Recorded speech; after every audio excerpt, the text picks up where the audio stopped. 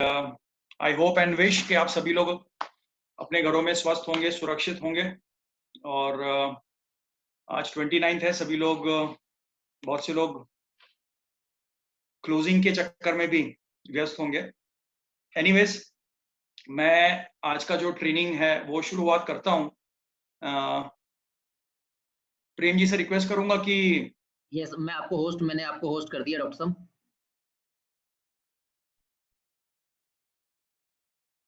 Thank you. मैंने आपको host कर दिया, मैंने वेटिंग रूम भी खत्म कर दिया है। Okay, right.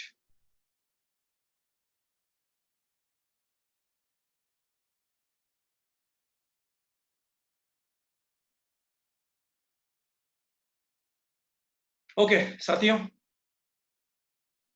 आज की हम लोग ट्रेनिंग स्टार्ट करते हैं।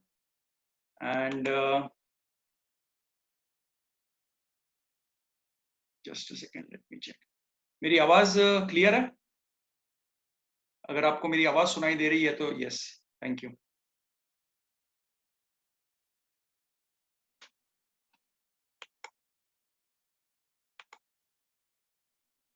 राइट, सभी लोग पीपीटी देख पा रहे हैं? क्या आपको सभी को पीपीटी दिख पा रही है? राइट, सो साथियों, welcome to the changed world. बदले हुई दुनिया में आप सभी का स्वागत है।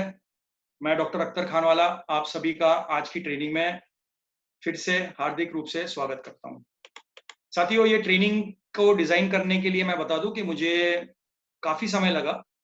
मैं करीब करीब 3 हफ्ते से ये सब्जेक्ट पे मैं काफी रिसर्च की। मैंने काफी सारी किताबें पढ़ी, मैं काफी सारी वेबसाइट्स पे गया, मैंने काफी सारी आर्टिकल्स पढ़े, मैंने बहुत सारे ब्लॉग्स को छान लिया, मैंने कई सारी बिजनेस मैगजीन्स को खंगाला, मैंने कई सारी गवर्नमेंट की जो वेबसाइट्स है वहां पे गया, मैंने कई सारे बिजनेस जो कोचेज है, जो बिजनेस के बारे में बात करते हैं, जो इकोनॉमिस्ट है, मतलब मैंने बहुत बड़ी रिसर्च की है ये प्रोग्राम को बनाने के लिए।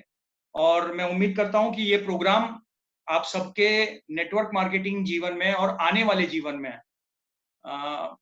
काफी लाभ देगा। सो सीरियसली इस प्रोग्राम के अंदर जो मैंने चीजें रखी है उसको आप नोट डाउन करें, और उम्मीद करता हूं कि आने वाले 48 घंटे में आप भी अपनी टीमों में ये बातें उन तक पहुंचाएंगे, तभी इस ट्रेनिंग का आपको असली लाभ मिल पाएगा। राइट, सो साथियों, मैं स्टार्ट करता हूं। ट्रेनिंग बहुत बड़ी है, मतलब मैं जल्दी लूंगा, काफी सारी करीबन 80 स्लाइड्स है, लेकिन मैं जल्द से जल्द इसको कंप्लीट करने की कोशिश करता हूं। सो आप सभी का बदले हुए जहान में, बदले हुए संसार में, बदले हुए दुनिया में आपका सबका स्वागत है। आप देख सकते हैं कि हमारा जो वर्ल्ड है, the world has change completely. दुनिया पूरी बदल चुकी है। हाँ जी दोस्तों, पिछले लॉकडाउन के समय से, जब से लॉकडाउन शुरू हुआ है तब से आज तक दुनिया बदल चुकी है, दुनिया बदल रही है और बड़ी तेजी से बदल रही है। कुछ अच्छे बदलाव हो रहे हैं और कुछ बहुत ही गंभीर और कुछ बहुत ही भयंकर बदलाव हो रहे हैं। अच्छे बदलाव में ये है कि पर्यावरण जो है अच्छा होते जा रहा है, हमारा नेचर अच्छा होते जा रहा है, हमारी कुछ हैबिट्स अच्छी होती जा रही है। लेकिन गंभीर बात यह है कि ये जो बदलाव है हमारे बिजनेस के लिए, हमारी इकोनॉमी के लिए बहुत बहुत बहुत भयंकर दिन लेके आने वाला है। हम उसकी आगे बात करेंगे। Corona has change people's life for ever. Corona ने, एक छोटे से वायरस ने लोगों की जिंदगी हमेशा के लिए बदल के रख दी है।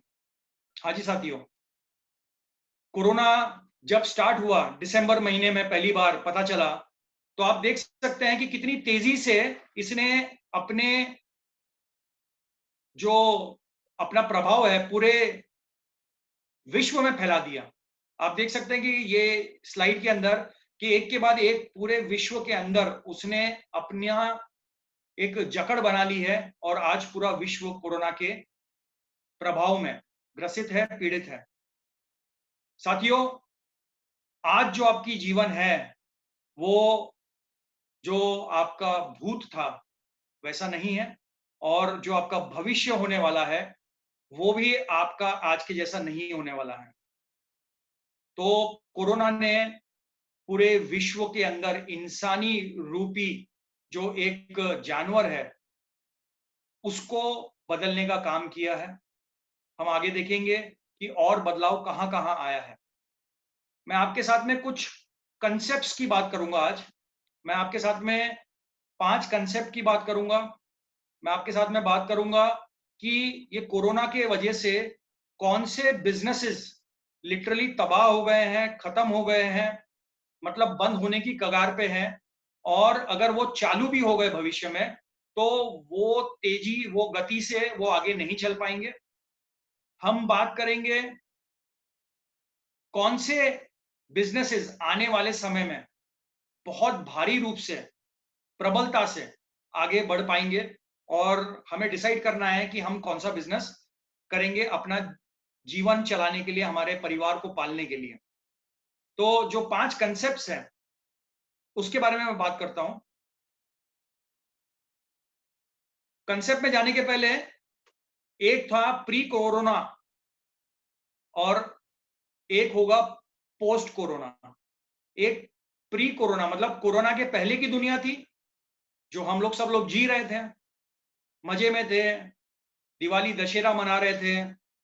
हम लोग साथ में उठ रहे, बैठ रहे, खा रहे थे, मॉल्स में जा रहे थे, पिक्चर देख रहे थे, दुकानों में जाके खरीदी कर रहे थे, हम लोग ट्रैवल कर रहे थे, फ्लाइटों में घूम रहे थे, ट्रेनों में सफ़र कर रहे थे, बसों में जा रहे थे, दुकानों पे जाके सब्जी खरीद रहे थे, स्कूलों में बच्चों को भेज रहे थे। ये सब चल रहा था। ये कोरोना के पहले की कहानी। अब कोरोना के बाद की कहानी, उसके बाद की दुनिया, कोरोना से जो कोरोना ने आज जो पूरे संसार में जो कहर बरपाया है, उसके बाद की जो दुनिया है, वो टोटली अलग हो जाने वाली है। तो जो कुछ 5 कांसेप्ट्स है, उसके बारे में मैं बात करता हूँ सबसे पहले। सबसे पहली चीज, the world has change for ever. Yes साथियों, ये आपको बिलीव करना पड़ेगा कि दुनिया अब पूरी तरीके से बदल चुकी है। जो दुनिया आज है वो पहले नहीं थी, और जो आने वाला समय है वो आज जैसा नहीं होने वाला है। तो ये पूरी दुनिया चेंज हो गई है। लोगों के काम करने के तौर तरीके चेंज हो गए हैं, लोगों के उठने बैठने के तरीके चेंज हो गए हैं, लोगों के खाने पीने का समय चेंज हो गया है, लोगों का सोने का जागने का समय चेंज हो गया है। हर जगह पे एक बहुत बड़ा बदलाव आ चुका है। पूरा वर्ल्ड चेंज हो चुका है, इकोनॉमीज चेंज हो गई है, बैंक्स चेंज हो गई है, बिजनेस करने के तरीके चेंज हो गए हैं, लोगों का सोचने का तरीका बदल गया है। मतलब कोरोना ने जो है पूरी दुनिया को एक बदलाव के लिए तैयार कर लिया है। लोग बदल गए हैं। दूसरा कंसेप्ट है adaptation. Adaptation is the key. ये बदलते हुए समय में अगर आपने अपने आप को अडेप्ट नहीं किया, अपने अपने आप को परिस्थिति के अनुकूल तैयार नहीं किया, तो आप खत्म हो जाएंगे, आप बर्बाद हो जाएंगे। आपको कोई पूछने वाला नहीं होगा, ना गवर्नमेंट पूछेगी, ना आपकी सोसाइटी पूछेगी, ना आपकी फैमिली पूछेगी। अगर आपने अपने आप को इस परिस्थिति के अनुकूल नहीं बनाया, तो आपको अडेप्ट करना पड़ेगा, इस परिस्थिति के अनुकूल होना पड़ेगा आपको। तीसरी चीज है सर्वाइवल ऑफ द क्विकेस्ट। इस बदलती दुनिया में जीवित वही रह पाएगा। जीवित का मतलब अर्थ ये नहीं है कि सांसें लेना। जीवित का मतलब ये है कि अपनी दिनचर्या को संभालने के लिए, चलाने के लिए, अपने परिवार को चलाने के लिए जो पैसे चाहिए, जो आमदनी चाहिए, उसके अंदर सर्वाइवल वही कर पाएगा जो क्विक रहेगा, जो क्विक डिसीजन लेगा, जो क्विकली अडेप्ट करेगा, जो क्विकली अपने आप को उन परिस्थितियों को झेलने के लिए अनुकूल बनाएगा, जो परिस्थिति जो बदल रही है उसके अनुसार अपने आप को बदलाव जो करेगा क्विकली, तुरंत, वही आने वाले समय में सरवाइव कर पाएगा। अगला कंसेप्ट है फोर्स्ड एंटरप्रेन्योरशिप। अब लोगों को मजबूरी हो गई है कि उनको अपना धंधा शुरू करना पड़ेगा। लोगों को अब मजबूरी हो गई है कि खुद का काम शुरू करना पड़ेगा। लोगों की मजबूरी बन गई है अब कि उनको डिपेंडेंसी, जो जॉब डिपेंडेंसी है, जो नौकरी की डिपेंडेंसी है, उससे बाहर निकलना पड़ेगा। ये कोरोना ने लोगों को मजबूर कर दिया है कि उनको अपना खुद का काम, इंडिपेंडेंट काम शुरू करना पड़ेगा। मैं आगे उसकी बात करूंगा, लेकिन अब हम लोग फोर्स्ड एंटरप्रेन्योरशिप के ऊपर आ गए हैं। पिछले 4-5 प्रधानमंत्री जी के जो भी वक्तव्य थे टीवी पे, वहां पे उन्होंने बार बार यही कहा है कि हम सबको इंडिपेंडेंटली काम करना पड़ेगा, हम सबको कुछ ना कुछ नया काम करना पड़ेगा, धंधे करने के तरीके बदल जाएंगे, काम करने के तरीके बदल जाएंगे। ये उन्होंने बार बार अपने वक्तव्यों में कहा है टीवी पे। मैं पिछला जो उनका ग्राम पंचायत वाली मीटिंग थी, उन्होंने उन्होंने क्लियरली बोला कि अभी हम सबको इंडिविजुअली इंडिविजुअली जिम्मेदारी उठानी पड़ेगी। हम अभी प्रशासन के भरोसे, गवर्नमेंट के भरोसे, लोगों के भरोसे, एनजीओ के भरोसे नहीं बैठ सकते। हमें सबको अपनी खुद की जिम्मेदारी खुद उठानी पड़ेगी। ये उन्होंने बहुत क्लियरली बोल दिया है, क्योंकि बदलाव आ चुका है। इंसान को अब मजबूरन एंटरप्रेन्योरशिप में आना पड़ेगा। एक आदमी को मजबूरन धंधा करना पड़ेगा। और पांचवा कंसेप्ट है ego slap from the nature. हाँ जी, इंसानी अहंकार को प्रकृति ने एक तमाचा मारा है जोरदार। जो इंसान के अंदर अहंकार था कि वो बेपनाह अपने मर्जी मुताबिक जो प्रकृति को तबाह करने में लगा था, ग्लोबल वार्मिंग हो रही थी, जिस प्रकार से प्राकृतिक संसाधनों को वो हैवानियत के साथ जो इस्तेमाल कर रहा था, उसका मिसयूज कर रहा था, तो प्रकृति ने उसको एक जबरदस्त ललकार लगाई है, एक जबरदस्त चाटा मारा है, ये कोरोना रूपी महामारी देके। ये प्रकृति अपने आप को फिर से रिपेयर कर रही है, और ये रिपेयर करते करते प्रकृति ने हमें एक बहुत बड़ा संदेश दिया है, हमें बहुत बड़ा एक लेसन दिया है कि प्रकृति से ऊपर कुछ भी नहीं है। इंसान चाहे टेक्नोलॉजी में कितना आगे चले जाए, इंसान चाहे कितनी नई नई खोज कर ले, इंसान चाहे चांद पे पहुंच जाए, मंगल ग्रह पे पहुंच जाए, लेकिन प्रकृति के सामने हम चींटी बराबर भी नहीं है। तो हमारे अहंकार को एक जबरदस्त चाटा मारा है इस प्रकृति ने। हमारे अंदर जो अहम भरा था, जो हमारे दिमागों में ईगो की परत चढ़ी थी, जो ईगो माफक जो हमारे दिमागों में एक चर्बी चढ़ी थी, उसको लॉकडाउन में बिठा के इंसानों को हमारी असली औकात बता दी है आज प्रकृति ने। तो ये 5 कंसेप्ट है जिसपे अगर हमने अपने दिमाग को डाला, अपने दिल से सोचा, तो आज की जो ये ट्रेनिंग है, ये जो आज का जो प्रेजेंटेशन है, वो आपके बहुत काम का होगा। और यही प्रेजेंटेशन आपने आगे भी नए लोगों को भी दे सकते हैं, आप अपने पुराने लोगों को भी दे सकते हैं, और उनके मन के अंदर जो वहम है, जो शंकाएं हैं, उसको दूर करने के लिए और एक नया जीवन व्यापन करने के लिए, एक नई सोच का व्यापन करने के लिए ये प्रेजेंटेशन बहुत काम में आएगी।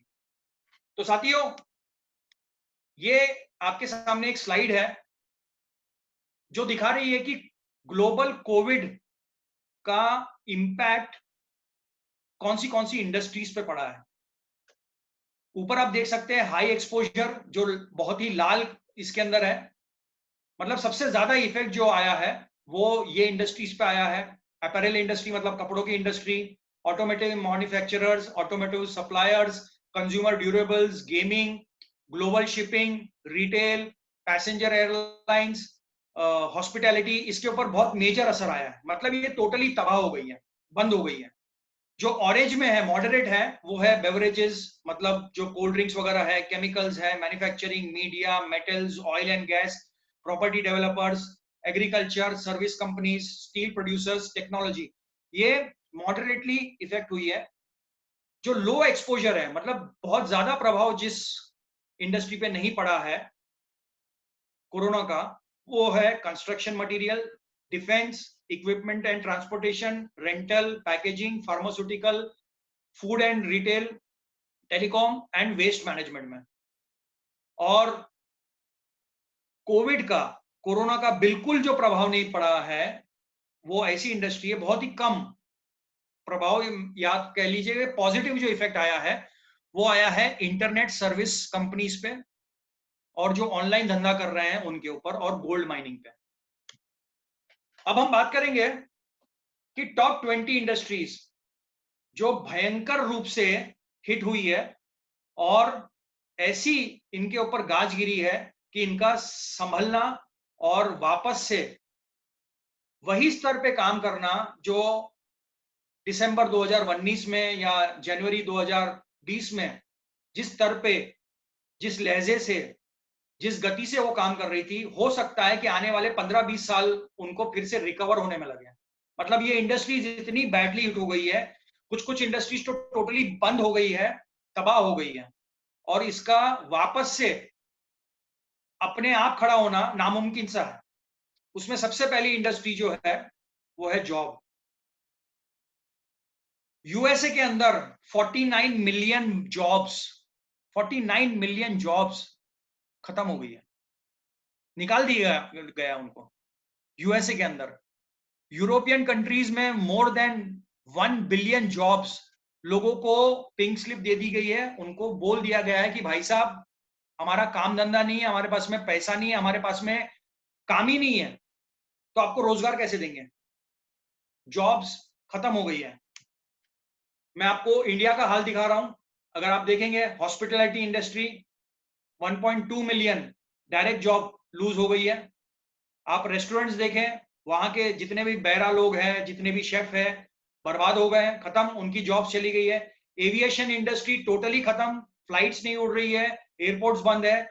तो जो ग्राउंड स्टाफ है, पायलट्स है, जो जितने भी स्टाफ है, एयर होस्टेस है, खत्म हो गई वो इंडस्ट्री टोटली। रियल एस्टेट के अंदर अगर आप देखेंगे तो 35% जॉब कट आ गया है। अगर आप ऑनलाइन फूड डिलीवरी में देखेंगे, स्विगी, जोमेटो जैसी बड़ी बड़ी कंपनियां हैं, वो खत्म हो गई, 20% उनका डिप आ गया है। अगर आप सिनेमा एंटरटेनमेंट देखेंगे, खत्म हो गई। आज कौन जा रहा है पीवी आर्ट्स के थिएटर में? आज कौन जा रहा है बड़े बड़े मॉल्स में, थिएटर्स में? कोई नहीं जा रहा है, खत्म हो गई ये इंडस्ट्री। तो ये सारी जो जॉब्स है, ये एक बंदा जो अगर जॉब कर रहा है घर में, तो उसके पीछे 4 लोग खाने वाले हैं। तो आप समझ लीजिए कि एक बंदे की जॉब मतलब कि चार लोगों की जाने, 4 लोगों का खाना पीना खत्म हो चुका है। ये मैं आपको इंडिया का मार्च का डाटा बता रहा हूं। इंडिया के अंदर ये लेबर की जो मिनिस्ट्री है, वहां से मैंने लिया हुआ है। लीजर एंड हॉस्पिटैलिटी में 4,60,000 जॉब खत्म हो गई है, माइनस में।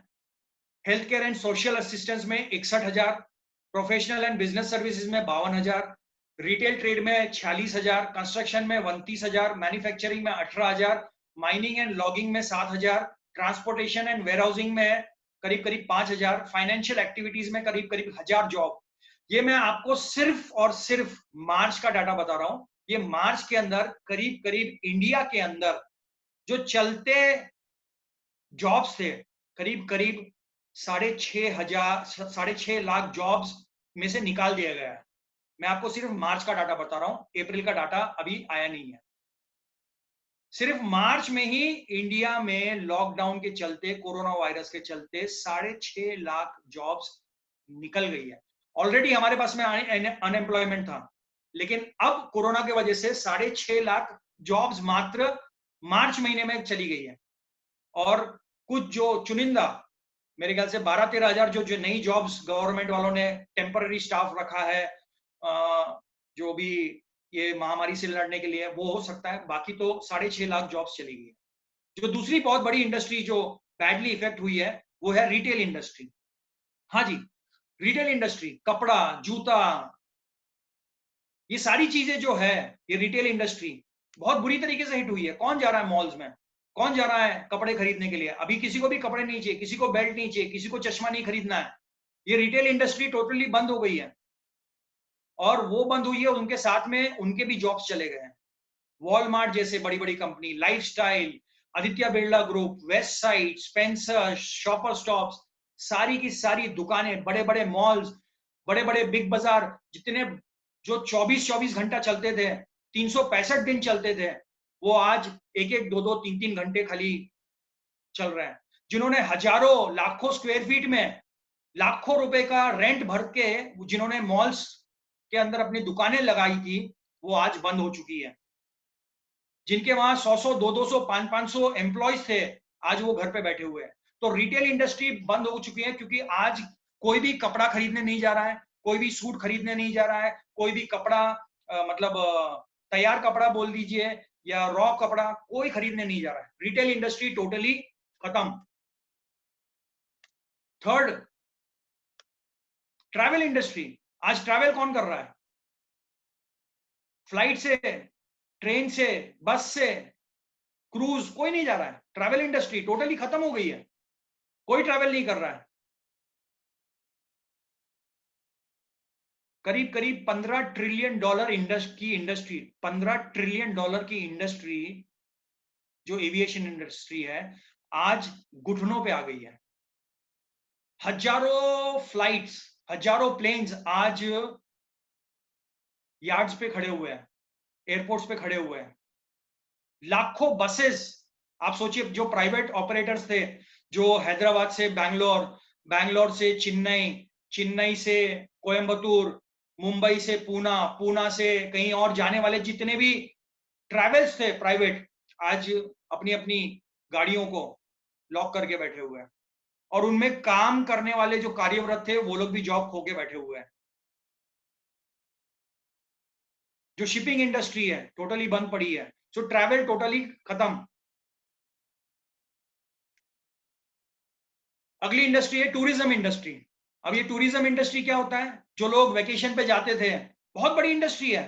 कोई पेरिस जा रहा है, कोई स्विट्जरलैंड जा रहा है, कोई फ्रांस जा रहा है, कोई थाईलैंड जा रहा है, कोई बैंकॉक जा रहा है, कोई मलेशिया जा रहा है घूमने फिरने के लिए, बीच पे सोने के लिए, पहाड़ियों में ठंडी हवा खाने के लिए।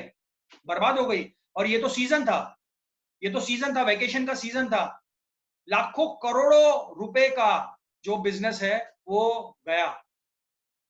टूरिज्म इंडस्ट्री टोटली तबाह हो गई। हॉस्पिटैलिटी इंडस्ट्री, अब टूरिज्म इंडस्ट्री से जुड़ी हुई है हॉस्पिटैलिटी इंडस्ट्री। हॉस्पिटैलिटी इंडस्ट्री मतलब कि बड़े बड़े होटल्स जो थे, 5 star hotels, 1 star, 2 star, 3 star, अब आज कौन जाके रह रहा है होटल्स में? कोई भी नहीं जा रहा है। आज मैं नहीं ट्रैवल कर रहा हूं। अगर हम मीटिंग लेने जाते थे तो हम लोग होटलों में रुकते थे। आज कौन जा रहा है होटलों में? कोई नहीं जा रहा है, सब अपने घर में बंद है। होटल खत्म। और होटल खत्म, इस वजह से होटल के स्टाफ, वहां पे रिसेप्शन पे काम करने वाले, हाउसकीपिंग करने वाले, जो शेफ्स थे, सारे के सारे अपने घर में बैठे हुए हैं। और अगर होटल्स को आमदनी नहीं हो रही, अच्छा होटल्स भी उनकी खुद की तो जमीनें नहीं है, उनकी खुद की तो बिल्डिंग्स नहीं है, वो लोग ने भी लीज पे ली हुई है, उन्होंने भी बैंक से कर्जा लिया हुआ है। और अगर उनको इनफ्लोइंग नहीं आ रही है तो उनका इंटरेस्ट बढ़ते जा रहा है, वो पैसा नहीं दे पा रहे हैं, और इस वजह से वो काम बंद करके बैठे हैं। साथियों, मैं बता दूं कि ये इंडस्ट्रीज को वापस अपने पैरों पे खड़े होने के लिए दशक दशक लग जाएंगे। ये खड़ी नहीं हो पाएगी, क्योंकि दुनिया चेंज हो गई है, बहुत सारी चीजें में बदलाव आया है। सिक्स्थ, जो बहुत बड़ी बैडली इफेक्टेड इंडस्ट्री है, वो ऑटोमोटिव इंडस्ट्री है। आज लाखों कार बनके तैयार यार्ड्स में खड़ी हुई है, कोई खरीदने को तैयार नहीं है। आज मुझे बताइए, लॉकडाउन के समय में कौन जाके कार खरीदेगा? लॉकडाउन में समय में जाके कौन 5 लाख, 10 लाख, 15 लाख की कार खरीदने वाला है? कोई नहीं खरीद रहा है। जरूरत ही नहीं है, जरूरत ही नहीं है। तो ऑटोमोटिव इंडस्ट्री, लेकिन ऑटोमोटिव इंडस्ट्री के साथ में और भी कई सारी इंडस्ट्रीज जुड़ी हुई है, वो भी तबाह हो गई है, उसकी भी बातें आगे करेंगे। अगली इंडस्ट्री है, 7वीं industry, cinema industry, entertainment industry. कौन जा रहा है? कौन जा रहा है पीवीआर में? कौन जा रहा है बड़े बड़े मल्टीप्लेक्सेस में, जिन्होंने 6-6, 7-7 स्क्रीन लगा के रखी है, जहां पे आप 200-200, 300-300 रुपए के पॉपकॉर्न खाते थे? वो 200 300 रुपए के पॉपकॉर्न के ऊपर उनको जो लाभ होता था, जो आमदनी होती थी, खत्म हो गई, टोटल तबाह हो गए। आपने जाके 100 रुपए के समोसे खाए हैं, बर्बाद हो गए वो लोग। और सिनेमा इंडस्ट्री का तो हाल ये है, एंटरटेनमेंट इंडस्ट्री का, कि गवर्नमेंट ने तो सीधा बोल दिया है कि भैया सोशल गैदरिंग करना है, कहीं पे भी इकट्ठा जमावड़ा नहीं करना है। दोस्तों ये समझ लो कि ये आने वाले 6-8 महीना तो इसका तो समझ लो बंटाधार है।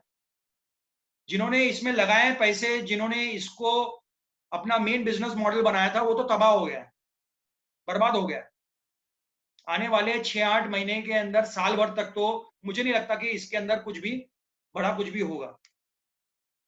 अगली इंडस्ट्री है लॉजिस्टिक इंडस्ट्री, ट्रांसपोर्ट इंडस्ट्री। जो लॉजिस्टिक्स होती है, कुरियर होता है, ट्रांसपोर्ट होता है, ट्रेन का ट्रांसपोर्ट है, जो बड़े बड़े ट्रांसपोर्टर्स थे, जो एक जगह से दूसरी जगह पे गुड्स लेके जाते थे, सब्जियां लेके जाते थे। सब्जियां तो बहरहाल चल रही है, कुछ कुछ लॉजिस्टिक्स चल रहा है क्योंकि वो डेली नीड्स का है, लेकिन जो दूसरी आइटम्स थी बहुत सारी, जैसे अभी टीवी फ्रिज वगैरह है, कोई जरूरत ही नहीं है। मतलब लॉजिस्टिक्स में भी सिर्फ दूध, सब्जियां, फार्मास्यूटिकल के अलावा बाकी सारी की सारी खत्म हो गई है। कोयला नहीं जा रहा है, स्टील नहीं जा रहा है, ये सारी लॉजिस्टिक्स बंद है। तो आप सोचिए कि जो लॉजिस्टिक इंडस्ट्री थी, जो बड़े बड़े कंटेनर्स दूर दूर देशों से आते थे, जो शिप्स आती थी, वो सारी की सारी कंपनीज आज बंद होने के कगार पे है या बंद हो चुकी है।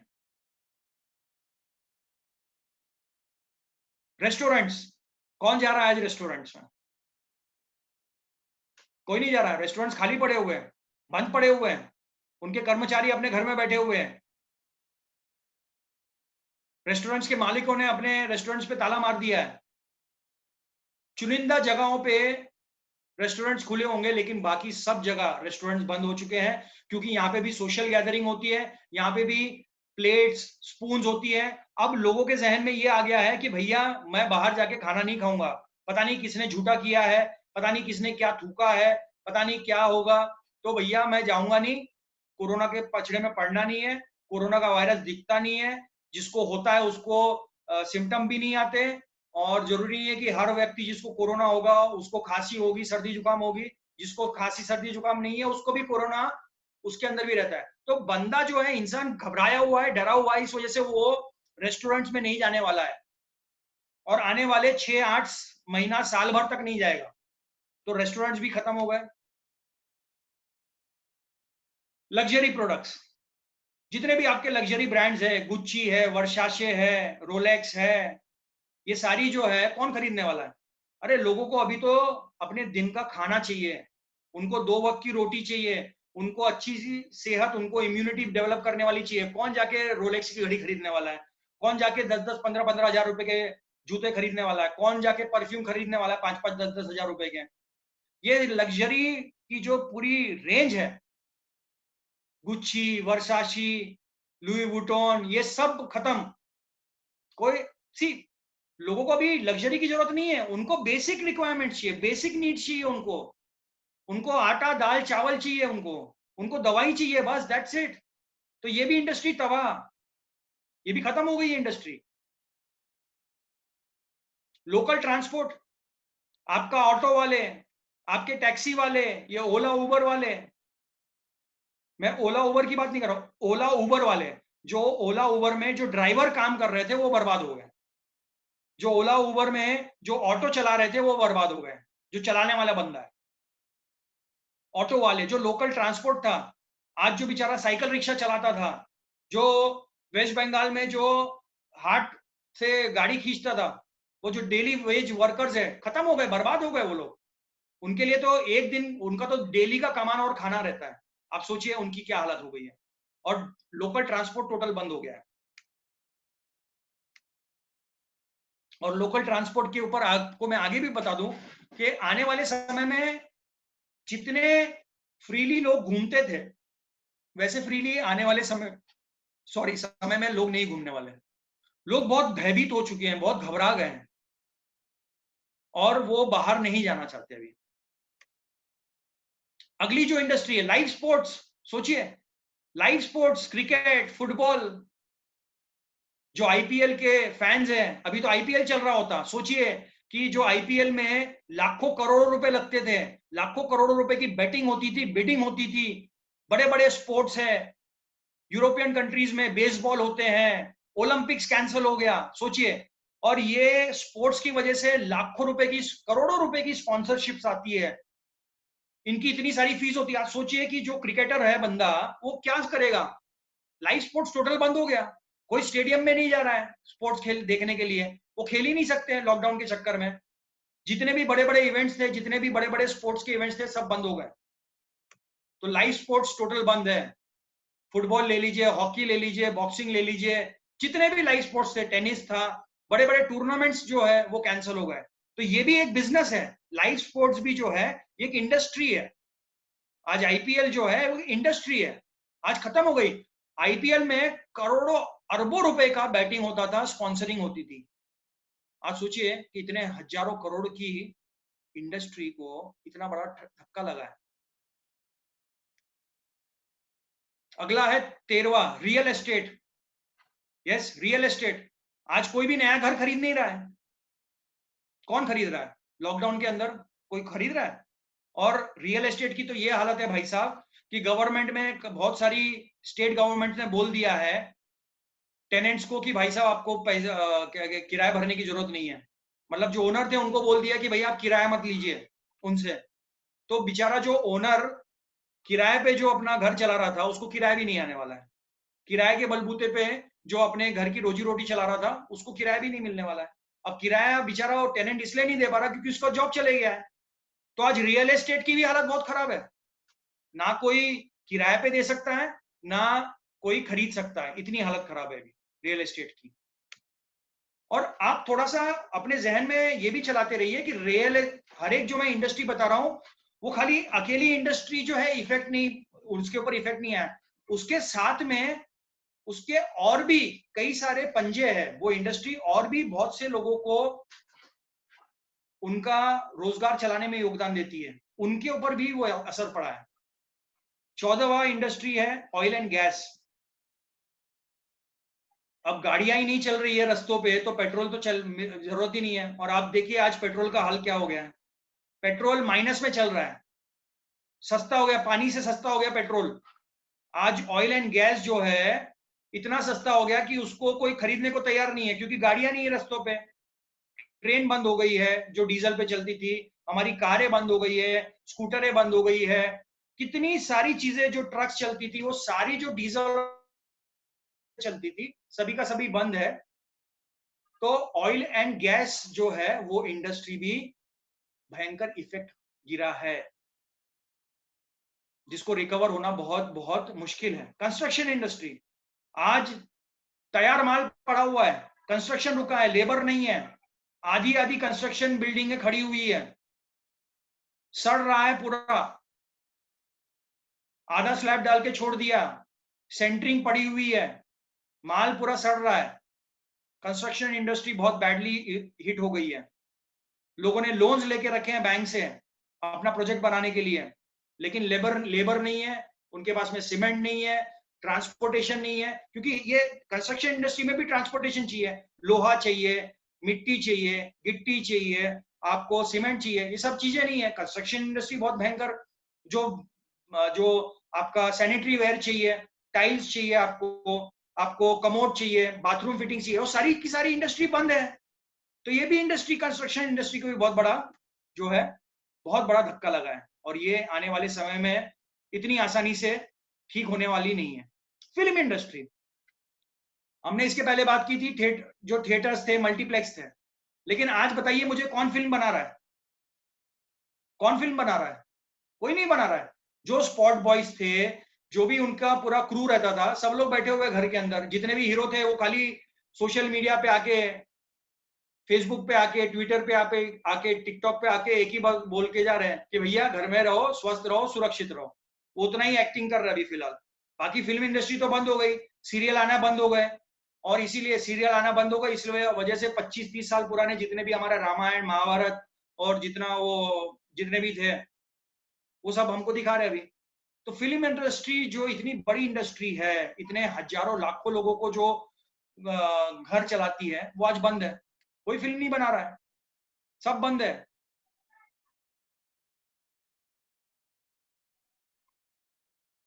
अगली इंडस्ट्री है इवेंट्स एंड कॉन्फ्रेंसेस। बहुत बड़ी इंडस्ट्री है। बड़े बड़े इवेंट्स जो करते थे, बड़े बड़े कॉन्फ्रेंस जो होते थे, वो आज बंद है। हमारा जो खुद का अप्रैल महीने में जो कॉन्फ्रेंस था वो कैंसिल हो गया। हजारों लाखों लोग जो ट्रेनिंग्स में, इवेंट्स में आते हैं, बड़े बड़े कोच ट्रेनर्स होते हैं, आज बंद है लाइव इवेंट्स एंड कॉन्फ्रेंसेस। तो ये भी एक बहुत बड़ी हिट हुई है इंडस्ट्री। अगली इंडस्ट्री है टेक एंड गैजेट की इंडस्ट्री। आज जो जितने भी गैजेट्स हैं, लैपटॉप्स है, मोबाइल्स है, ये आपकी ईयरफोन्स है, ये आपका ब्लूटूथ स्पीकर है, ये सारी की सारी जो पूरी इंडस्ट्री जो है ये तबाह हो गई है। आज कौन नया मोबाइल ले रहा है? आज कौन ले रहा है? आज ये जो ये टेक गैजेट है, मान लीजिए ये जो मैं यूज कर रहा हूँ लाइट, अब ये लाइट अभी आप खरीदने वाले हो क्या? ये तो मैंने पहले खरीद के रखी थी, इस वजह से आज मैं यूज कर रहा हूँ। लेकिन ऐसी सारी चीजें आज खत्म हो गई है। नो डाउट मोबाइल का यूज ज्यादा हो जाएगा, नो डाउट स्मार्टफोन्स का यूज ज्यादा होगा, लेकिन उसको समय लगेगा। लेकिन बाकी की जो टेक्नोलॉजी है, जो एक लग्जरी के अंदर आती है, वो कौन खरीदने वाला है यार? आज लोगों की जेब में पैसा नहीं है। आज लोगों को ये नहीं मालूम है कि लॉकडाउन 2 महीना चलेगा, 4 महीना चलेगा, साल भर चलेगा, किसी को नहीं मालूम है। और जिस गति से इंडिया के अंदर, जिस गति से अब केसेस आ रहे हैं, पता चल रहे हैं, साथियों, भविष्य बहुत अंधकार में है। ये सारे बिजनेसेस तबाह हो चुके हैं। ये देख सकते हैं आप, जितने भी गैजेट्स है, लैपटॉप है, टैबलेट्स है, आपके स्पीकर्स है, ये सारी जो इंडस्ट्री है, ये बहुत बड़ी इंडस्ट्री है। कुछ करोड़ों, कुछ हजारों करोड़ों की इंडस्ट्री है, ये बंद हो गई है क्योंकि वहां वर्कर्स नहीं है।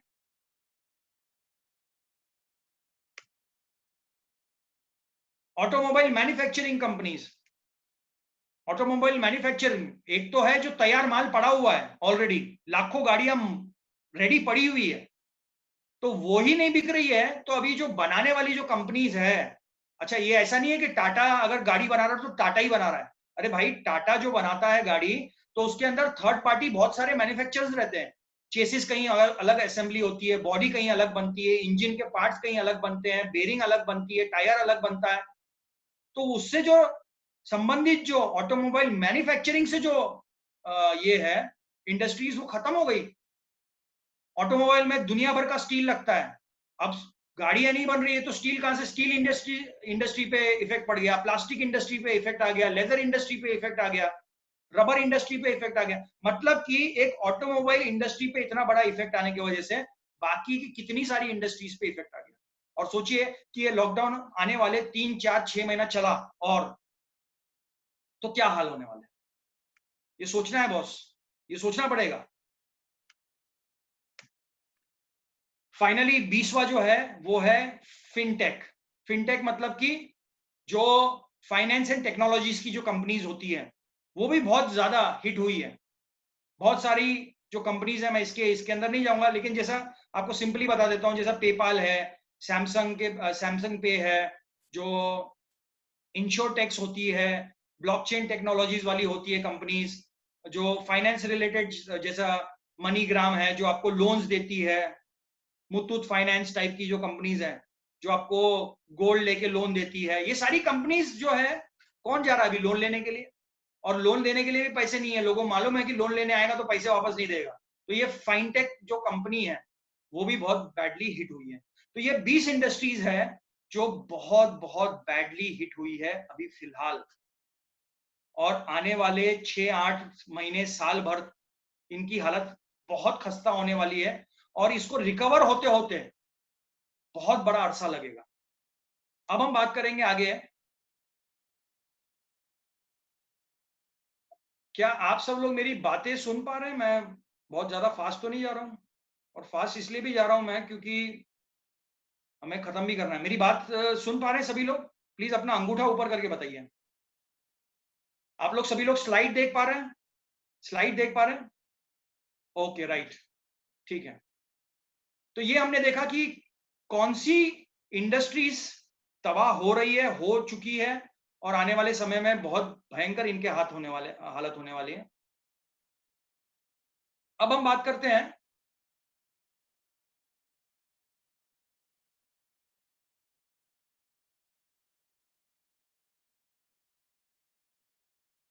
कुछ ऐसी चीजों की जो चेंज हो गई है, बहुत भयंकर चेंज हो गई है अभी।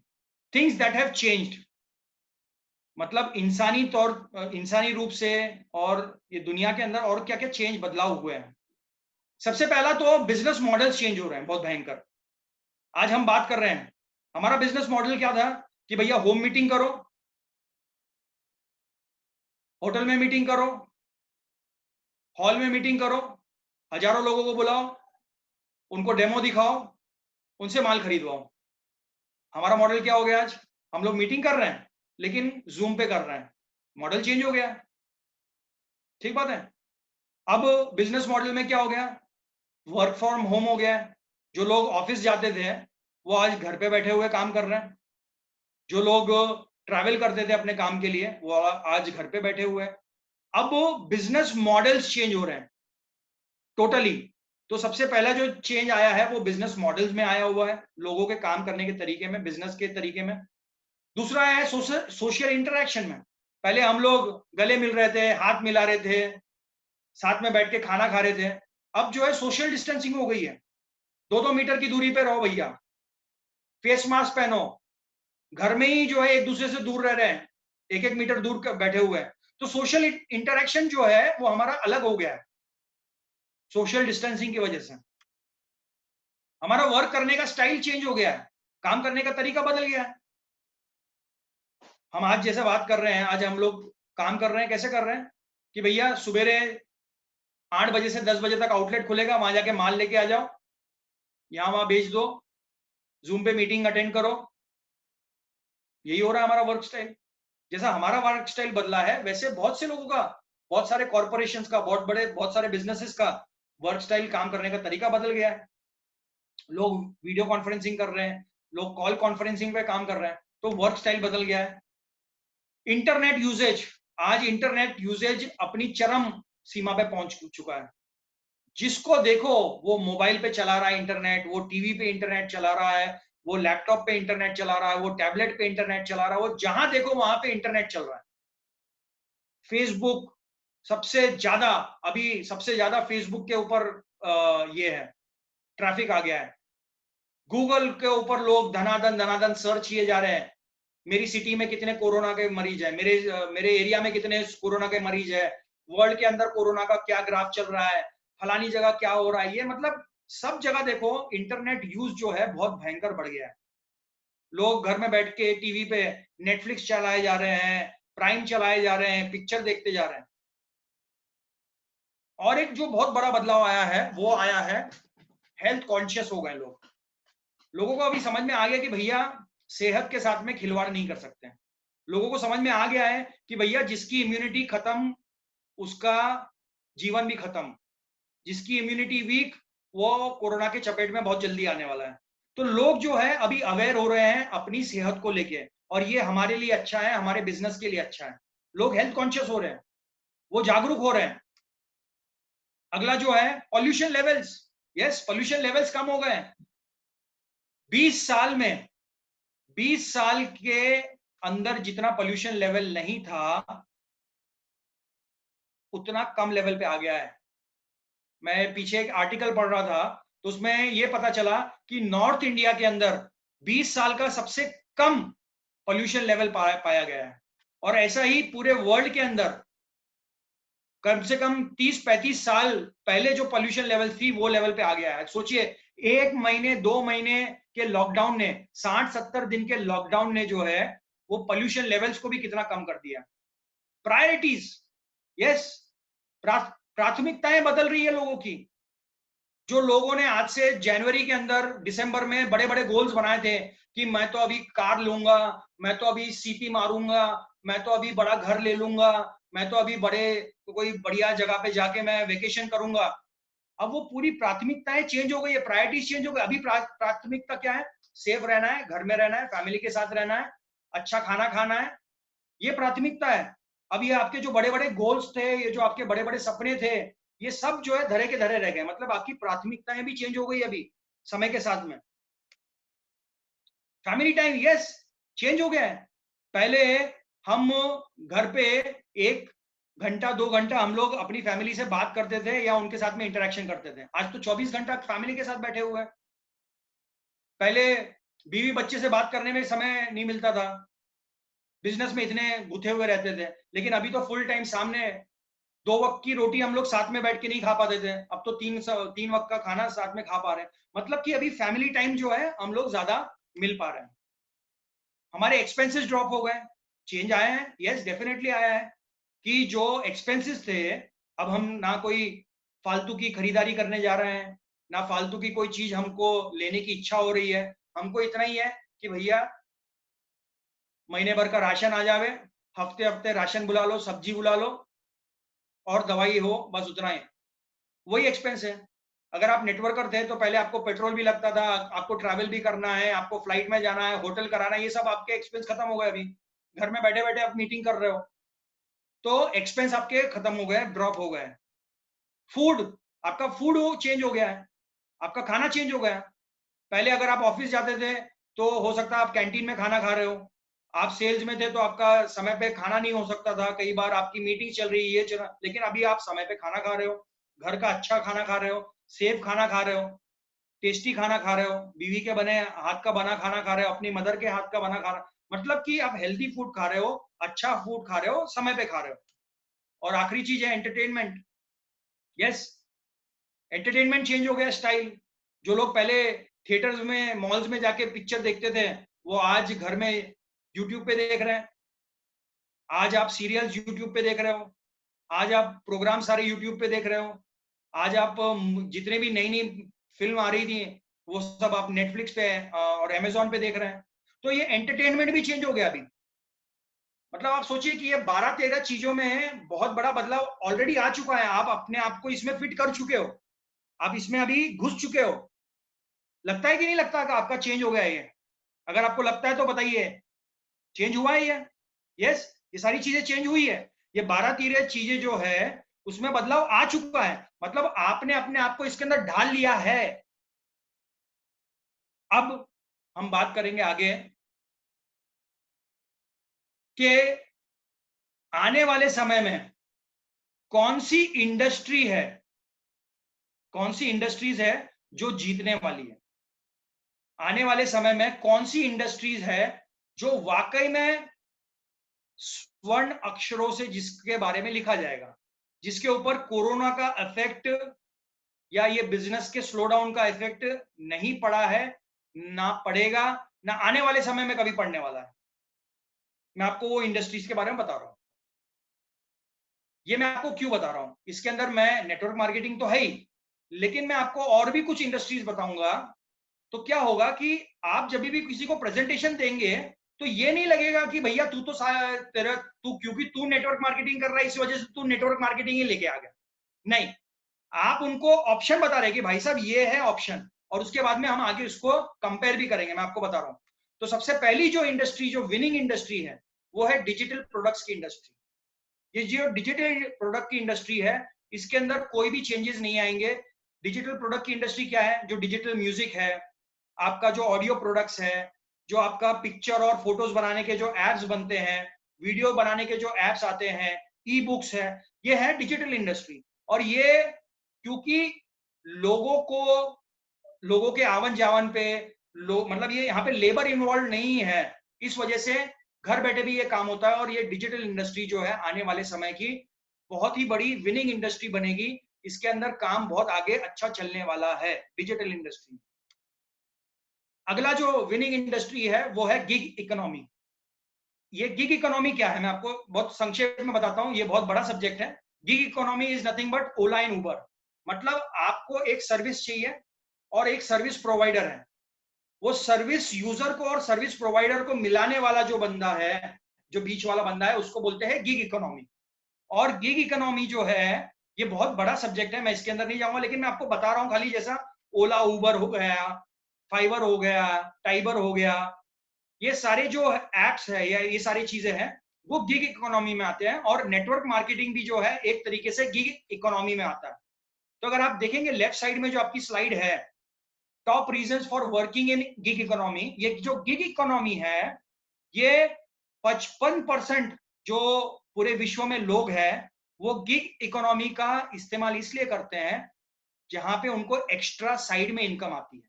55% लोग एक्स्ट्रा इनकम लेने के लिए, और नेटवर्क मार्केटिंग को भी साइड इनकम के लिए हम लोग इस्तेमाल करते हैं। अगर आप राइट साइड में आपकी स्लाइड देखेंगे तो गिग इकोनॉमी का 2018 में जो एक ये हुआ था, रिसर्च हुआ था, सर्वे हुआ था, तो इंडिया के अंदर अगर आप देखेंगे 31वीं सदी 31% लोग जो है वो गिग इकोनॉमी को से प्रेरित हैं, प्रभावित हैं।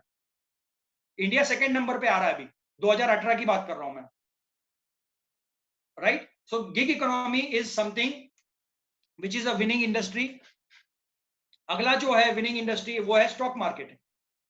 जिन लोगों के पास, अभी आप बोलेंगे सर स्टॉक मार्केट तो नीचे जा रहा है, यस बराबर है, लेकिन जिनके पास पैसा है, जो इन्वेस्टर्स हैं, जिनके पास में लिक्विड कैश है, वो अभी गिरे हुए मार्केट के अंदर खूब सारा स्टॉक्स लेंगे और वो 2 साल 3 साल के लिए वेट करेंगे।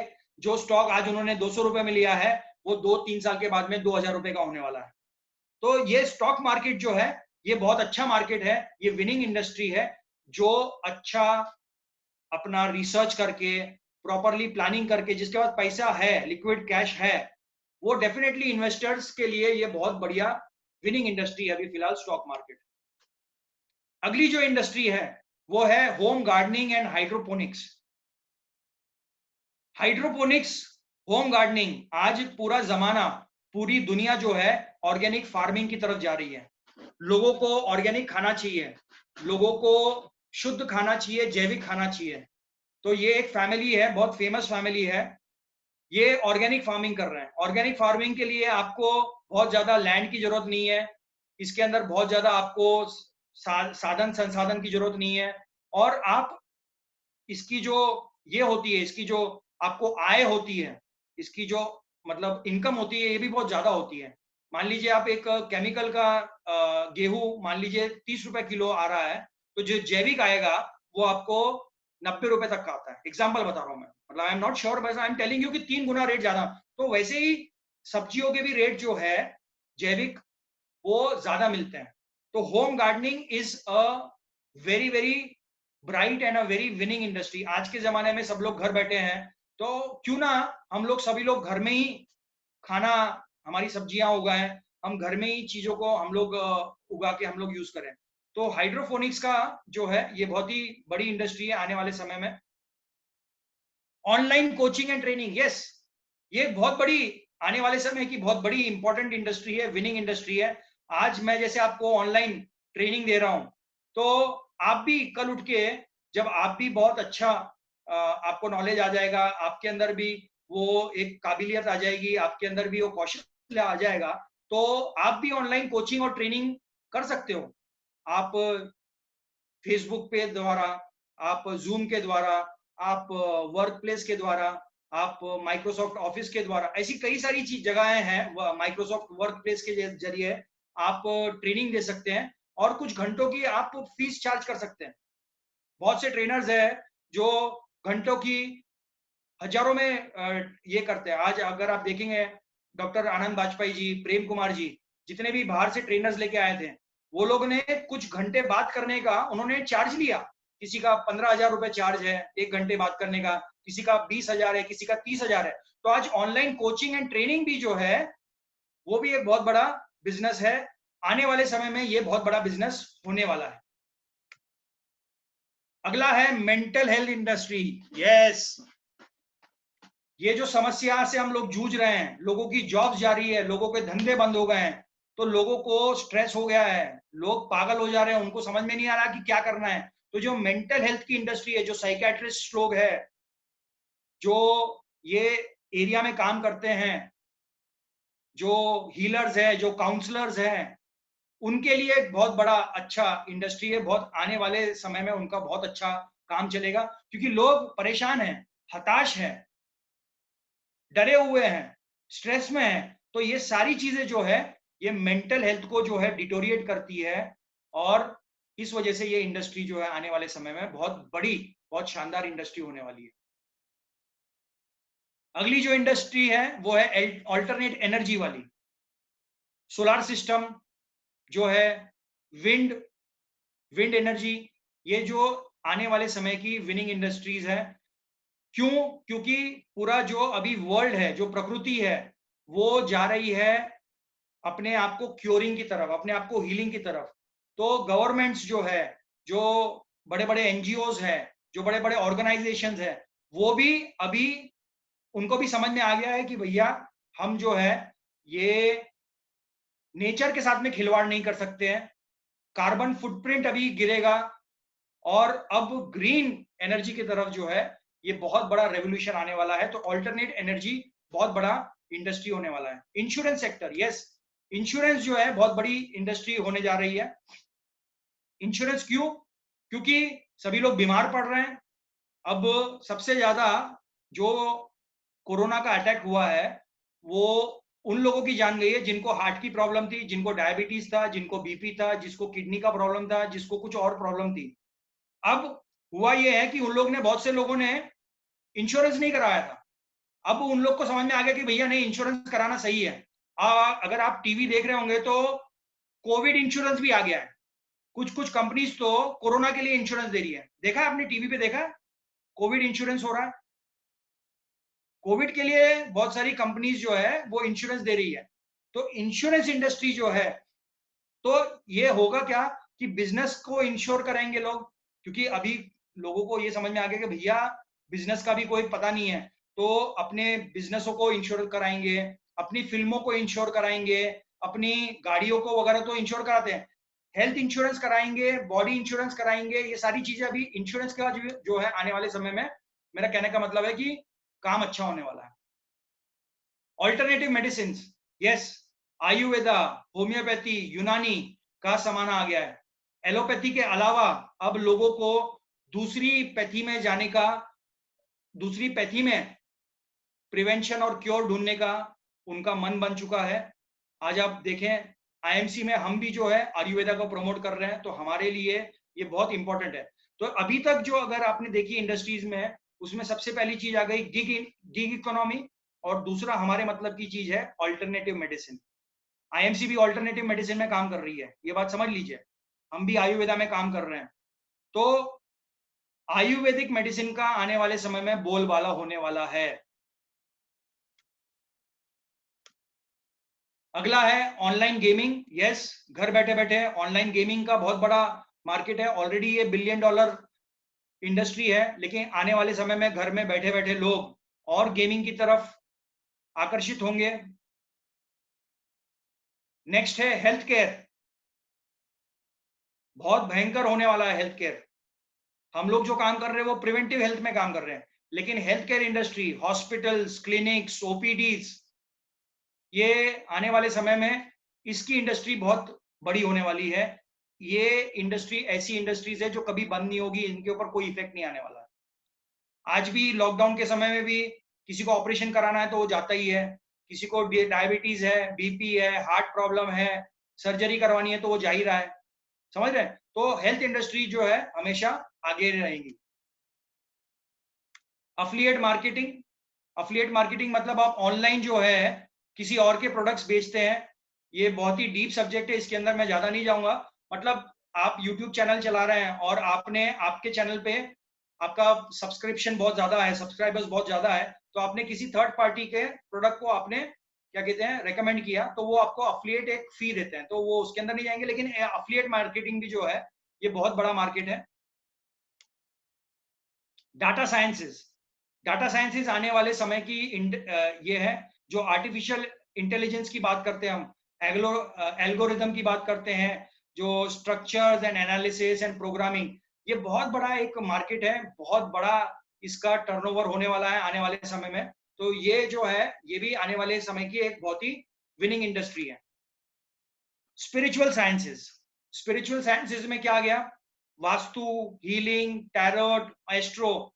लोग घबराए हुए हैं, जैसे मैंने कहा, तो ये एस्ट्रोलॉजी की तरफ ज्यादा आकर्षित होंगे, वास्तु की तरफ ज्यादा आकर्षित होंगे, वैदिक हीलिंग की तरफ ज्यादा आकर्षित होंगे। तो ये भी जो है ये एक बहुत ही बड़ी इंडस्ट्री होने की संभावना है आने वाले समय में। और ये जितनी भी मैंने इंडस्ट्रीज बताई है, ये कोरोना के प्रभाव से इफेक्ट नहीं होगी, ना हुई है अभी भी।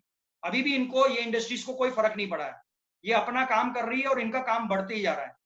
और अगला जो लास्ट है वो है नेटवर्क मार्केटिंग। आज मुझे बताइए कि आज हम करीब करीब 20 मार्च से हमारा बिजनेस लॉकडाउन में है इंडिया में, लेकिन मुझे बताते हुए बहुत खुशी हो रही है कि आज भी मेरा पर्सनल, मैं मेरी बिजनेस की बात कर रहा हूं, मेरा बिजनेस पिछले महीने से बेटर है, पिछले महीने से बेटर है, फरवरी मंथ से भी बेटर है मेरा बिजनेस। ढेरों अचीवमेंट्स हो रही है, ढेरों लोग नए नए क्या कहते हैं पिन्स अचीव कर रहे हैं, लाखों करोड़ों बीवी आ चुकी है और कल और एक दिन बचा हुआ है। तो नेटवर्क मार्केटिंग इफेक्ट नहीं गिरा है, ना आने वाले समय में गिरेगा। हाँ, नेटवर्क मार्केटिंग में भी खास उन कंपनियों पे इफेक्ट नहीं गिरेगा जो प्रिवेंटिव हेल्थ केयर में है, जो डेली एसेंशियल प्रोडक्ट्स के अंदर है, जिसमें हम लोग हैं, हमारे पास में तेल है, साबुन है, पेस्ट है, चाय पत्ती है, ये सारी जो आइटम्स है, और साथ साथ में हेल्थ केयर एंड प्रिवेंटिव में हम लोग, तो हमारी इंडस्ट्री पे इफेक्ट नहीं पड़ेगा।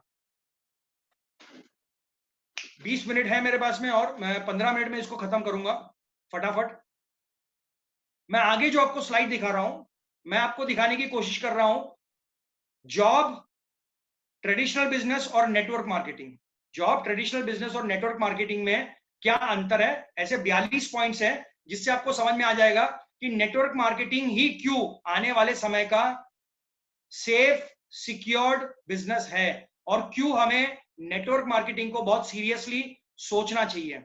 तो मैं आगे बढ़ने से पहले ये बता दूं कि मैं जॉब के खिलाफ नहीं हूं, मैं नौकरी के खिलाफ नहीं हूं, ना मैं किसी प्रोफेशन को नीचा दिखाने की बात कर रहा हूं। हम हमारे प्रेजेंटेशन से हम किसी भी प्रोफेशन को, चाहे वो जॉब हो, चाहे वो किसी भी प्रकार का प्रोफेशन हो, हम उसको मतलब लाइट या गलत नहीं बता रहे हैं। हम लोग ये बताना चाहते हैं बस खाली कि नेटवर्क मार्केटिंग एक बेटर ऑप्शन है, ये सारी चीजों से बेटर है। अब ये बेटर क्यों है सॉरी, ये बेटर क्यों है उसके बारे में देख लेते हैं हम लोग। मैंने यहाँ पे क्राइटेरिया बनाया है, क्राइटेरिया होंगे और उन क्राइटेरियाओं पे हम लोग मापदंड करेंगे जॉब, बिजनेस और नेटवर्क मार्केटिंग को। और ये जो बिजनेस है, मैं बड़ी बड़ी इंडस्ट्रीज की बात नहीं कर रहा हूं, मैं आपको मीडियम स्केल और हाईली मीडियम, मीडियम से अपर जो लार्ज स्केल होते हैं उनकी बिजनेस की बात कर रहा हूं। और जॉब में दोनों ही, सरकारी नौकरी भी आ गई और प्राइवेट भी आ गई। और हम नेटवर्क मार्केटिंग की बात कर रहे हैं। अभी नेटवर्क मार्केटिंग में भी मैं झंडूबाम कंपनीज की बात नहीं कर रहा हूं, मैं अच्छी companies, ethical companies, product based companies और जो लंबे समय से चल रही है वो कंपनीज की बात कर रहा हूं। Criteria number 1, time. Time freedom की बात है। क्या आपको जॉब के अंदर टाइम फ्रीडम मिल सकता है? No, answer is no.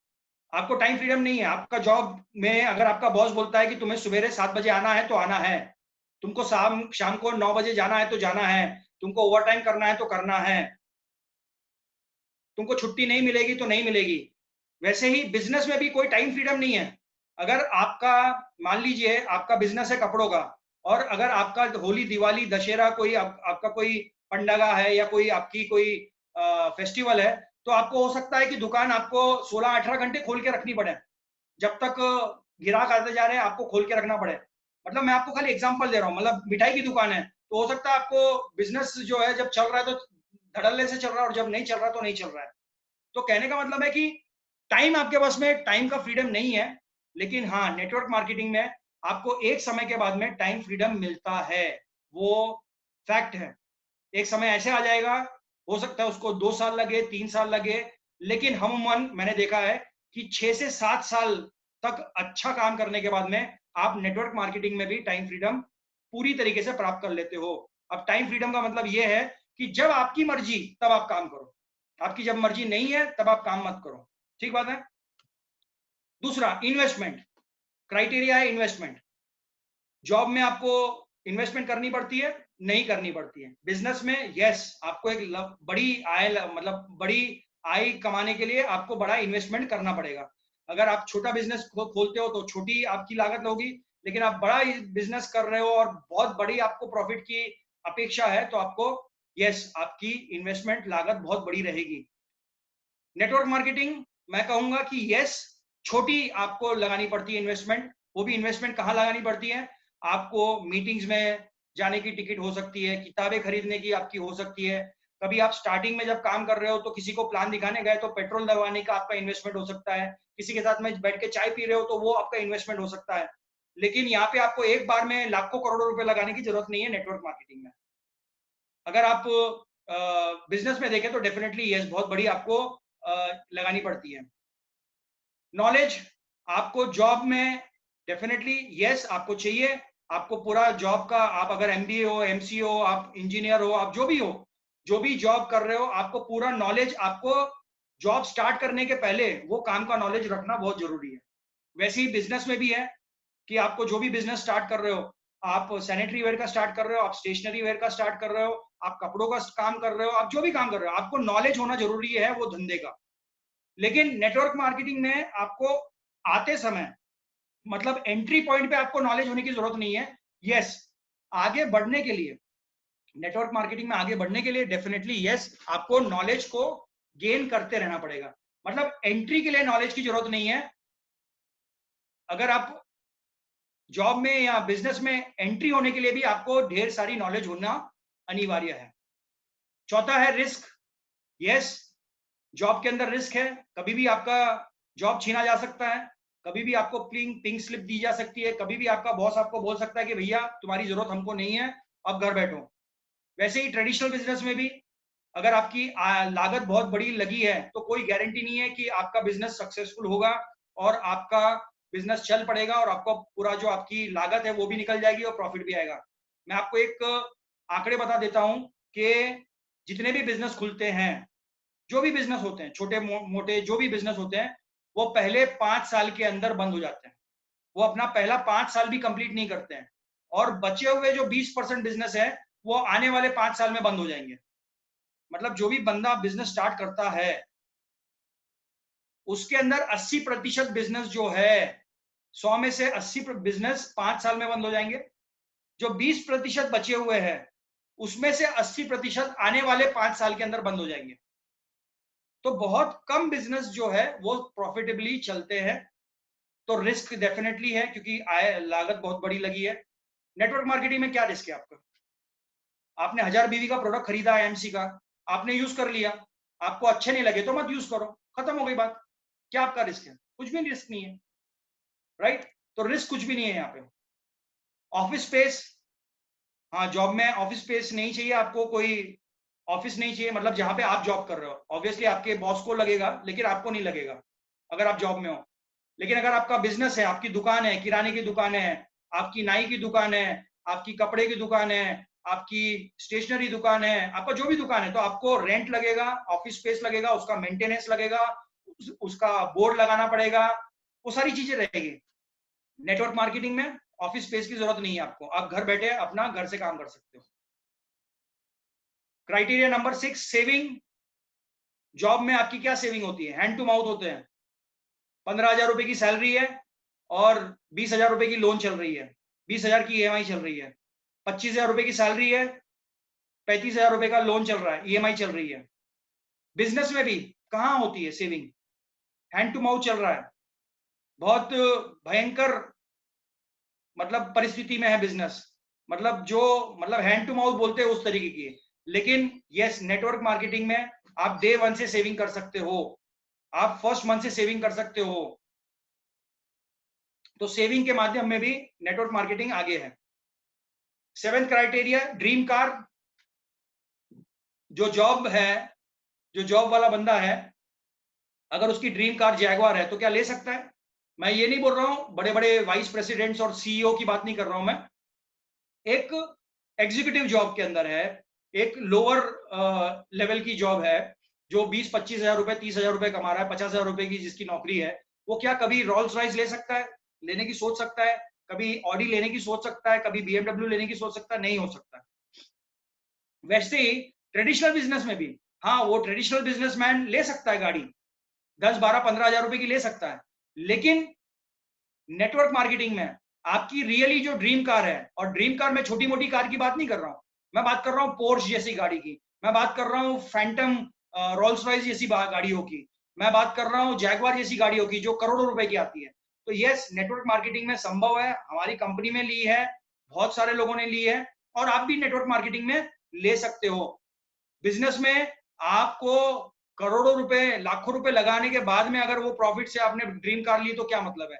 या तो जीरो लागत में अगर आपने ड्रीम कार ली है करोड़ों रुपए की, तो उसका कोई महत्व है, उसका कोई मजा है। फॉरेन ट्रिप्स जनरली जॉब में किसी को मिलता नहीं है। हाँ, जो बहुत ही हाई एग्जीक्यूटिव, बहुत बड़े बड़े लेवल के होते हैं, उनको फॉरेन ट्रिप्स होती है, लेकिन वो भी काम के लिए होती है, वो भी वर्किंग ट्रिप्स होती है, कोई लीजर ट्रिप्स नहीं होती है। बिजनेस में अगर आप हैं तो हाँ, ओकेजनली कभी जा सकते हैं, 2 साल 5 साल में एक आध बार फैमिली को आपने नेपाल लेके चले गए, एक आध बार आप क्या कहते हैं बांग्लादेश लेके चले गए, एक आध बार आप कहीं पे लेके चले गए, मतलब ऐसी छोटी मोटी यहाँ गोवा वोवा लेके चले गए। लेकिन नेटवर्क मार्केटिंग में तो यार हर साल आपको फॉरेन ट्रिप लेके जाते हैं, और साल के अंदर 2 या 3 बार तो आपकी क्या कहते हैं लोकल ट्रिप्स हो जाती है, वो भी फ्री के अंदर। तो फॉरेन ट्रिप्स जो है वो मिलती है आपको नेटवर्क मार्केटिंग में। ड्रीम हाउस लोगों का सपना होता है, कितने जॉब धारक हैं जिनके खुद के घर हैं? बहुत कम। मैं एक सर्वे देख रहा था, मुश्किल से 15% लोग जो जॉब करते हैं वो अपने पूरे जीवन के अंदर अपना एक खुद का घर ले पाते हैं, 2 बेडरूम या 3 बेडरूम। मतलब ये नॉर्मल घर है, 3 बेडरूम का या 2 बेडरूम का, वो लोग ने लोन के ऊपर लिया हुआ घर है।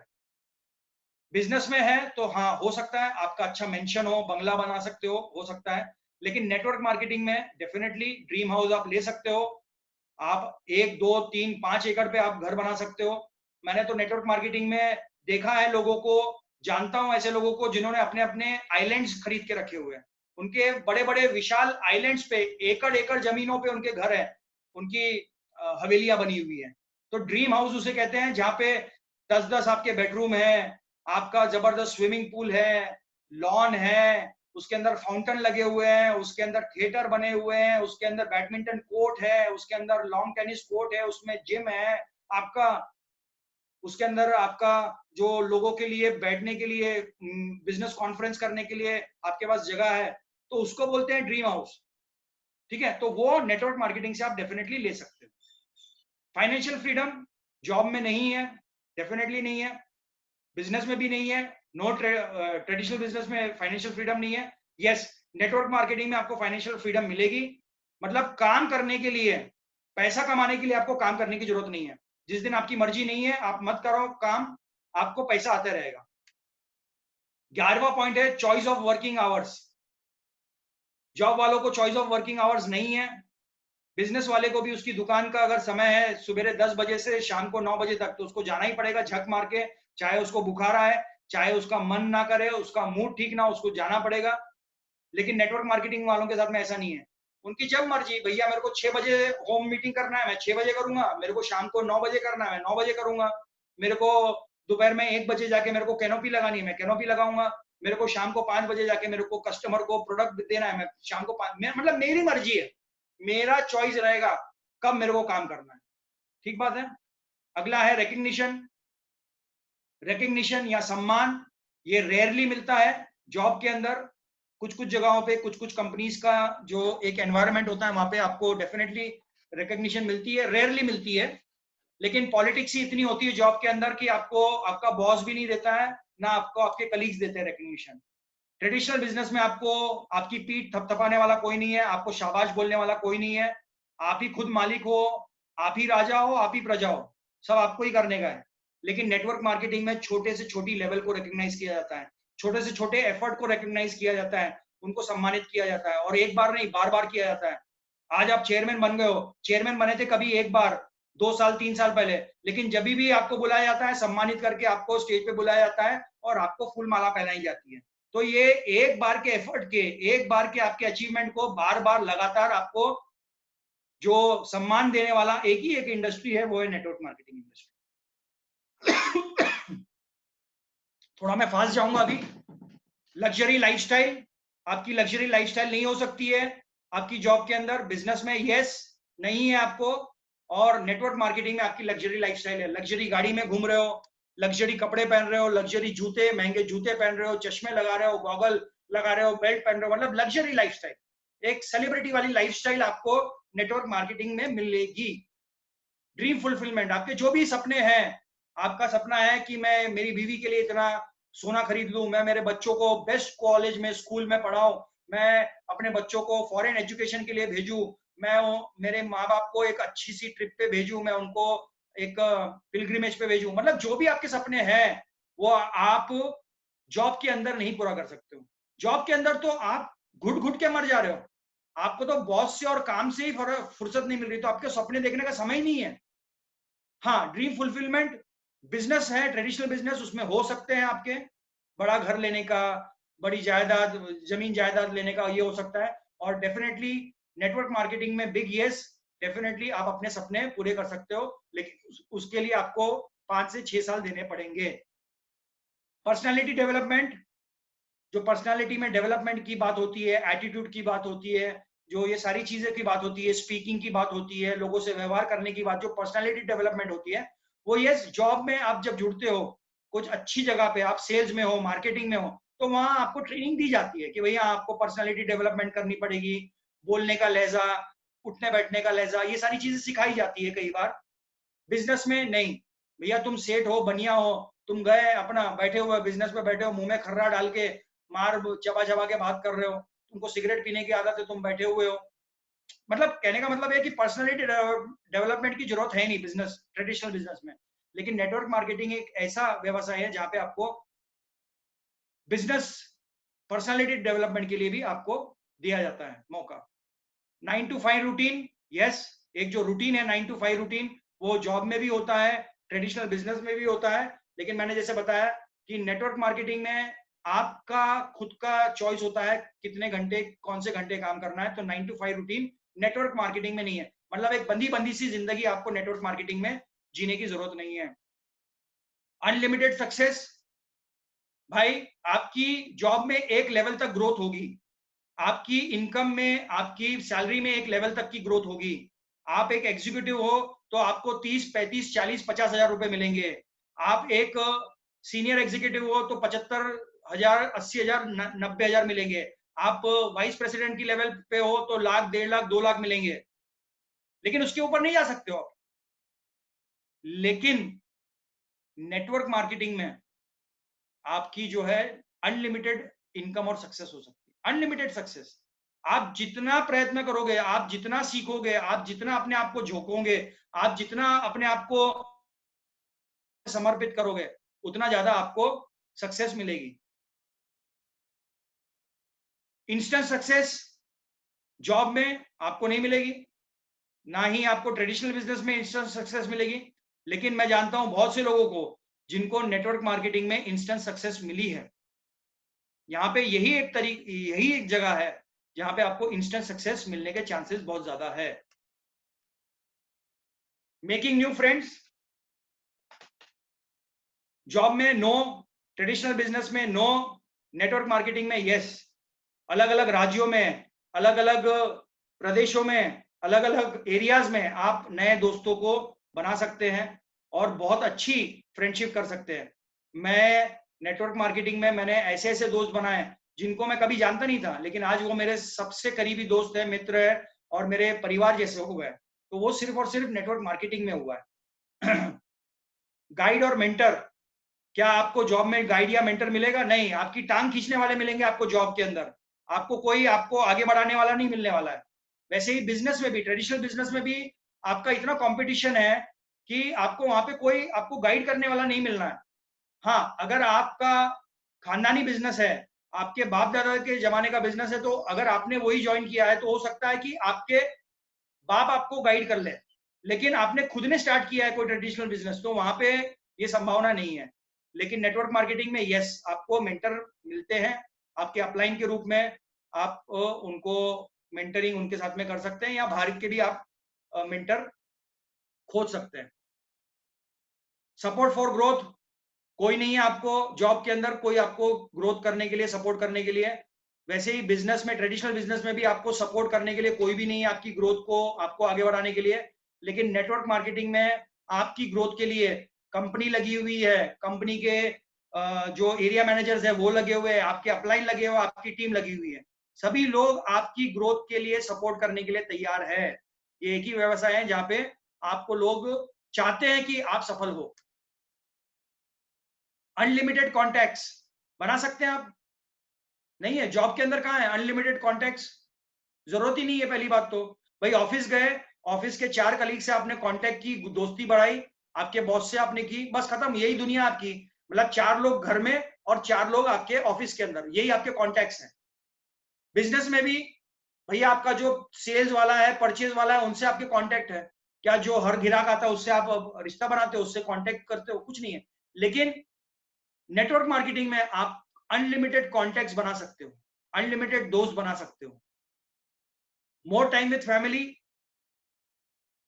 जॉब में नो, लिमिटेड टाइम मिलता है। बिजनेस ट्रेडिशनल कर रहे हैं तो बिल्कुल नो। नेटवर्क मार्केटिंग में yes, definitely more time with family, क्योंकि हम ये फैमिली बिजनेस है, हस्बैंड वाइफ मिलके कर सकते हैं। ट्रिप्स पे जा रहे हैं, फॉरेन ट्रिप्स पे जा रहे हैं तो हस्बैंड वाइफ मिलके जा सकते हैं, बच्चों को लेके जा सकते हैं, तो आपको आपके परिवार के साथ में ज्यादा समय मिलता है। तो ये definitely more time with family में मैं यस बोलूंगा। लेगेसी फॉर नेक्स्ट जनरेशन, अपनी नेक्स्ट जनरेशन के लिए एक वारसान छोड़ के जाना, एक विरासत छोड़ के जाना। वो जॉब में तो है नहीं कि भैया आप जो है इलेक्ट्रिकल डिपार्टमेंट में या बीएसएनएल में हो कार्यरत और आपने छोड़ दिया, तो क्या जरूरी थोड़ी है कि आपके बेटे को देंगे या आपकी बेटी को देंगे। अगर आप कोई प्राइवेट जगह काम कर रहे हो एज एन अकाउंटेंट, तो जरूरी थोड़ी है कि आपके बेटे को भी वो अकाउंटेंसी की नौकरी देंगे आपके मरने के बाद में या आपके बाद में। तो ट्रेडिशनल बिजनेस में आपको मिल सकता है लेगेसी, जैसे अंबानी हो गए, अडानी हो गए, वो अपनी लेगेसी अपने बच्चों को देके गए। जैसे धीरूभाई अंबानी ने अपनी लेगेसी दे दी मुकेश अंबानी को, अनिल अंबानी को, और मुकेश अंबानी आकाश को और अनंत को देंगे। लेकिन जॉब के अंदर ऐसा संभव नहीं है। लेकिन नेटवर्क मार्केटिंग में आपका पूरा बिजनेस, आपने 2, 5, 6, 10, 15, 20 साल जो भी आपने काम किया है कंपनी में, आपको अगर खुदा ना खास्ता कुछ हो जाता है तो वो सारा का सारा बिजनेस आपके जो किन एंड किथ है, जो आपके लोग है, जो आपका बेटा है, बेटी है, वाइफ है, उनके नाम पे चला जाता है। मतलब आप एक लेगेसी छोड़ के जाते हो, एक बना बनाया रचना किया हुआ बिजनेस, चलता हुआ बिजनेस आप उनको देके जा सकते हो।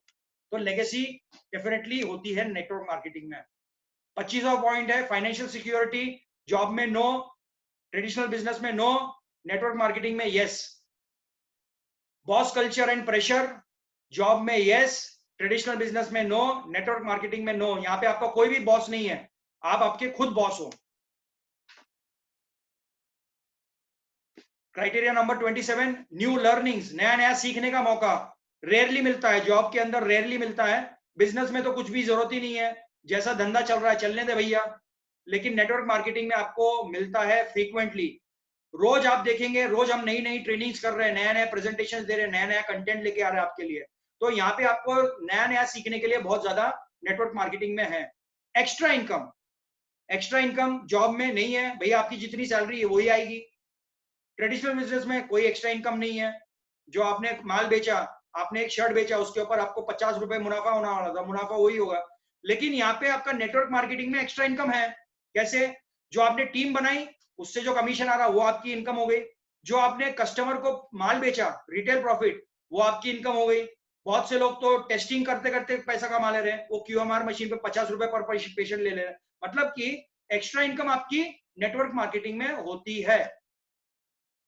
लिमिटलेस अर्निंग जॉब में नहीं है, सीमित आय, सीमित इनकम होती है। बिजनेस में भी एक सीमित, आपका जितना बिजनेस का मॉडल है उसके हिसाब से आपकी एक सीमित ये रहेगी। लेकिन लिमिटलेस इनकम जो है नेटवर्क मार्केटिंग में लिमिटलेस होती है। मैंने लोगों को देखा है, हमारी कंपनी में आप देख लीजिए प्रेम कुमार जी को, हर साल उनकी 25, 30, 40 लाख रुपए की इनकम बढ़ रही है। मतलब ये लिमिटलेस है। ये आने वाले 2-5 साल के अंदर हो सकता है 10 करोड़ पर साल चली जाए, 50 करोड़ पर साल चली जाए। तो आप जितनी मेहनत करोगे उतना आपको इनकम आने की संभावना है। तो लिमिटलेस है। 30th जो तीसरा क्राइटेरिया, एज। जॉब के अंदर यस आपकी एज देखी जाती है कि भैया तुम अभी अभी आए हो एमबीए करके, आपकी एज कितनी है, 25 साल की है, और 25 साल में आपने एंट्री लिया, 55 साल में आपकी रिटायरमेंट तय है। गवर्नमेंट जॉब में आपकी 60 साल की आपकी एज लिमिट है, आपको रिटायर होना पड़ेगा। लेकिन बिजनेस में, ट्रेडिशनल बिजनेस में कोई आपकी एज लिमिट नहीं है एंट्री होने की और एग्जिट होने की या रिटायरमेंट की। लेकिन नेटवर्क मार्केटिंग में भी आपकी एंट्री जो है वो 18 साल में कर सकते हो, और आपकी कोई रिटायरमेंट की कोई एज लिमिट नहीं है। एक्सपीरियंस चाहिए आपको, हाँ आपको चाहिए, एक्सपीरियंस चाहिए जॉब के अंदर, बिजनेस के अंदर, ट्रेडिशनल बिजनेस का भी आपको एक्सपीरियंस, अनुभव होना जरूरी है। नेटवर्क मार्केटिंग का अगर आपका अनुभव नहीं भी है तो चलेगा।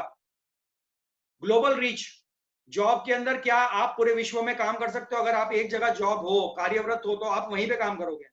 आपका ट्रेडिशनल बिजनेस है तो अमूमन आपका जो ट्रेडिशनल बिजनेस है वो आपके एरिया में, वो आपके जिले में, वो आपके स्टेट में रहेगा। मैक्सिमम आपका पैन इंडिया हो सकता है, लेकिन ग्लोबल रीच नहीं हो सकता है। लेकिन नेटवर्क मार्केटिंग ऐसा बिजनेस है जो ग्लोबल रीच वाला बिजनेस है। नई नई लैंग्वेजेस सीखने का मौका रेयरली रेयरली आपको जॉब में मिलेगा। बिजनेस, ट्रेडिशनल बिजनेस में जरूरत नहीं है, हो भी सकता है लेकिन जरूरत नहीं है। लेकिन नेटवर्क मार्केटिंग में यस, जैसा मुझे मुझे आप देख लीजिए, मुझे तेलंगाना में बिजनेस करना था इसलिए मैंने तेलुगु सीखी। मैं तमिलनाडु में बिजनेस कर रहा हूँ तो मैं तमिल सीख रहा हूँ। मैं केरला में बिजनेस स्टार्ट किया तो मैं मलयालम सीख रहा हूँ। मेरे को मराठी आती है, मेरे थोड़ा बहुत पंजाबी बोल लेता हूँ, मुझे गुजराती आती है। मतलब मुझे इतनी सारी लैंग्वेजेस आती है, और ये मैंने बिजनेस की वजह से सीखी है, राइट। सो ज्यादा लैंग्वेजेस सीखने का मौका। रिटायरमेंट, जैसे मैंने बताया, जॉब में रिटायरमेंट होती है, ट्रेडिशनल बिजनेस में रिटायरमेंट डेफिनेटली होती है। मार्केटिंग में कोई रिटायरमेंट का कुछ सिस्टम ही नहीं है। कंपटीशन, जॉब में भी कंपटीशन होता है, ट्रेडिशनल बिजनेस में भी कंपटीशन होता है, और नेटवर्क मार्केटिंग में कंपटीशन है। वो कंपटीशन है लेकिन यहाँ पे पॉजिटिव कंपटीशन है, हेल्दी कंपटीशन है। आपको कंपटीशन होगा आपकी क्रॉस टीम से, आपको कंपटीशन होगा आपकी अपलाइन से, आपकी कंपटीशन होगा आपकी टीम के अंदर, लेकिन ये हेल्दी कंपटीशन होता है, right. Passive income, passive income job में नहीं मिलेगी, बिजनेस में भी नहीं मिलेगी, लेकिन नेटवर्क मार्केटिंग में आपको पैसिव इनकम मिलती है। पैसिव इनकम का मतलब ये होता है कि जो नेटवर्क मार्केटिंग से आपने पैसा कमाया, उसमें से कुछ पैसा आपने कहीं पे इन्वेस्ट किया, स्टॉक में इन्वेस्ट किया, आपने एफडी रख ली, आपने रेंटल कोई आपने प्रॉपर्टी ले ली, उससे रेंट आ रहा है, आपको एफडी का आपको क्या कहते हैं इंटरेस्ट आ रहा है, आपने स्टॉक्स में, बॉन्ड्स में, डिबेंचर्स में लगा लिए पैसे, उसका पैसा आ रहा है, तो वो आपकी पैसिव इनकम है। वो नेटवर्क मार्केटिंग से आप कर सकते हैं। पेंशन, जॉब में पेंशन तो अभी बंद ही हो गई है, आप सभी लोग जानते हैं, there is no pension. Traditional business में there is no pension. Network marketing में पेंशन एक कह सकते हो, यस। पेंशन का मतलब यही है कि आप काम नहीं भी करोगे तब भी आपको मंथली इनकम आती रहेगी। आपको अलार्म क्लॉक चाहिए क्या उठने के लिए? यस, जॉब पे जाना है, 8 बजे बॉस ने रिपोर्ट करने को बोला है तो 6 बजे उठना पड़ेगा, उसके लिए अलार्म लगेगा। अगर आपको दुकान 9 बजे खोलना है तो 7 बजे उठ के आपको तैयारी करनी पड़ेगी। यस, अलार्म क्लॉक चाहिए, लेकिन नेटवर्क मार्केटिंग में आपको अलार्म क्लॉक की जरूरत नहीं है। आपकी मन मर्जी, आप मर्जी के मालिक हो, जब उठना है, जब काम करना है तब कर सकते हो। सेलिब्रिटी स्टेटस, फैन फॉलोइंग नहीं, आपको जॉब में नहीं मिलेगी, आपको ट्रेडिशनल बिजनेस में भी नो है, लेकिन यस आपका नेटवर्क मार्केटिंग में आपकी फैन फॉलोइंग होती है। आपको लोग एक सेलिब्रिटी के जैसे देखते हैं, आपके साथ में सेल्फी खिंचाना चाहते हैं, आपका ऑटोग्राफ लेना चाहते हैं, आपको फूल मालाएं डालते हैं, आपको लिटरली पूछते भी है। तो ये फैन फॉलोइंग और सेलिब्रिटी स्टेटस सिर्फ और सिर्फ नेटवर्क मार्केटिंग में ही है। फैमिली इन्वॉल्वमेंट जॉब में संभव नहीं है। आपकी वाइफ आपके साथ में काम नहीं कर सकती, आपका हस्बैंड आपके साथ में जॉब में, सेम जॉब में नहीं आ सकता है।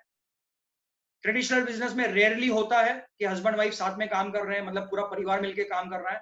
लेकिन नेटवर्क मार्केटिंग में यस, अगर आप चाहो, मेरे हिसाब से तो आपको करना चाहिए, अपनी फैमिली को इन्वॉल्व, अपनी वाइफ को, अपने बच्चों को इन्वॉल्व करना चाहिए, और होता भी है। और जिसने भी किया है उनका बिजनेस बहुत अच्छा हुआ है और काफी सक्सेसफुल हुआ है।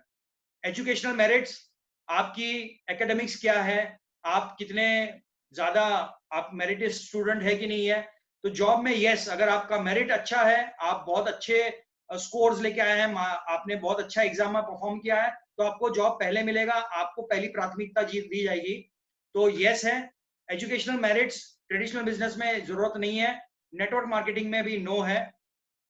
और हेल्पिंग अदर्स, जॉब में जाहिर सी बात है कोई किसी को हेल्प नहीं करता, अपने कलीग को भी हेल्प नहीं करता है, पॉलिटिक्स बहुत ज्यादा होती है, बिजनेस में भी हेल्पिंग अदर्स करने का कोई मौका नहीं मिलता है। लेकिन नेटवर्क मार्केटिंग में आप लोगों के सपने पूरे करने के लिए उनकी मदद करते हो, आप चैरिटी करते हो, आप लोगों को सिखाने में उनकी मदद करते हो, आप लोगों को अचीवमेंट्स कराने में उनकी मदद करते हो, तो डेफिनेटली नेटवर्क मार्केटिंग में हेल्पिंग अदर्स का बिग यस है। तो साथियों, ये थे कुछ कंपैरेटिव पॉइंट्स जो नेटवर्क मार्केटिंग को सबसे बेहतर बताती है, सबसे उम्दा बताती है, सबसे अलग, और सबसे, मैं कहता हूं कि 8वां अजूबा है नेटवर्क मार्केटिंग इस दुनिया का, जो आने वाले समय में, आज और आने वाले समय में रहेगा इस धरती पे। जब तक ये जहान है तब तक नेटवर्क मार्केटिंग रहेगा, आईएमसी रहेगी, हम सभी रहेंगे। तो थैंक यू वेरी मच साथियों, आपने इतने प्यार से, इतने शिद्दत से मुझे सुना, एंड आई होप कि ये सारा प्रेजेंटेशन आप आने वाले समय में अपनी टीम तक पहुंचाएंगे, अपने भाषा में, अपने लैंग्वेज में, आपको जो जो समझ में आया, जैसे समझ में आया, इस पॉइंट्स को आप अपनी टीम तक पहुंचाइए। And I would like to thank Prem Kumar ji for giving me this opportunity to share this presentation with you all. Thank you very much once again सभी को, एंड यू टेक केयर, घर में स्वस्थ रहिए, सुरक्षित रहिए, और मस्ती में रहिए, और जल्द से जल्द चेयरमैन बनिए। ये महीना जो है, कल हम लोग क्लोजिंग खत्म हो रही है, तो बिलिंग विलिंग पे लग जाओ धुआंधार तरीके से। Okay, so thank you very much, God bless you all, take care, good IMC, bye bye.